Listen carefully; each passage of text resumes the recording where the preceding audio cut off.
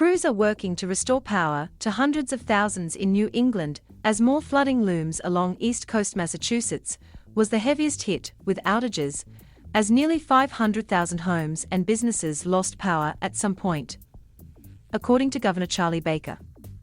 The situation improved later in the day, but there were still around 348,000 customers experiencing outages early Thursday, according to poweroutage.us.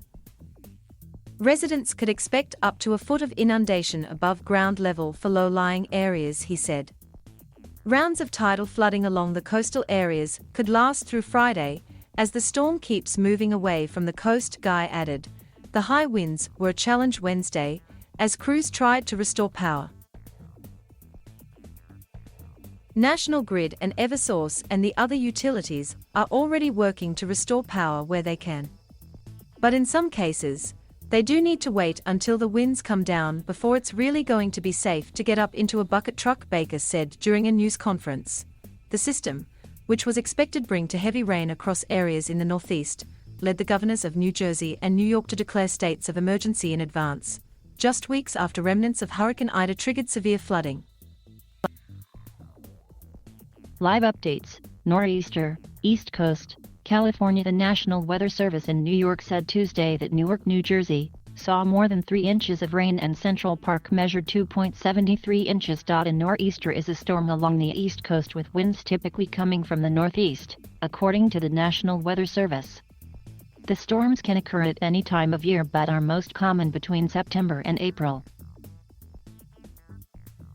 In winter, temperatures associated with a nor'easter can be much more extreme than in the fall, which can lead to more intense storms and snow.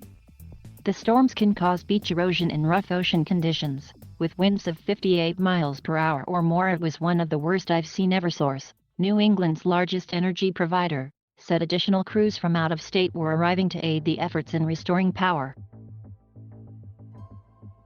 Baker said Wednesday that the power outages were primarily concentrated in the South Shore and Cape area. Joe Kidston was one of the Massachusetts residents without power Wednesday morning. The electricity went out at his home in Hingham as howling wind pushed down trees around 3 a.m., he said. It was one of the worst I've seen, Kidston said of the storm.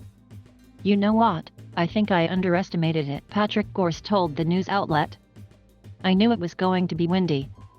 I just wasn't expecting to wake up to a tree in my driveway. Another resident, Cloud Swenson, said, we lost some siding of the house, and we lost a couple trees around the house. Eversource had warned that tens of thousands of customers could lose power in the storm, as early season nor'easters present a greater risk. When trees still have most of their leaves, the risk of tree-caused outages with a nor'easter is much higher, according to Sean Redding, an Eversource vegetation management official. Weighed down by the rain, the leaves act like a sail, causing the tree to bend with the wind.